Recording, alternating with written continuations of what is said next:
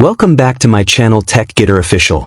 In today's video, I'm going to show you how you can disable Windows automatic updates in Windows 10 and Windows 11 using a very simple method. Now many users don't like automatic updates because sometimes they happen at the wrong time, consume internet data, or even cause performance issues. So if you want more control over your updates, this method can help you. But before we start, a quick note. Disabling updates completely is not always recommended, because updates also include security fixes and important improvements. So make sure you understand this before applying the method.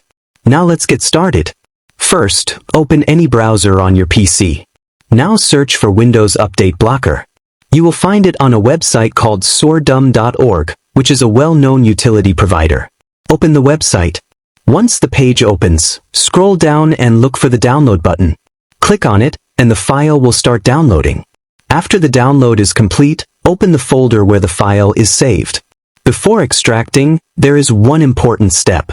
Go to Windows Search and type Virus and Threat Protection, then open it. Click on Manage Settings, and temporarily disable options like Real-Time Protection. Don't worry, we will enable them again later. Now go back to the downloaded file. Right-click on it and select Extract All, then click Extract. After extraction, open the folder. Here you will see multiple files. Look for the file named wub_x64.exe. Double-click on it and click Yes. Now a small window will open.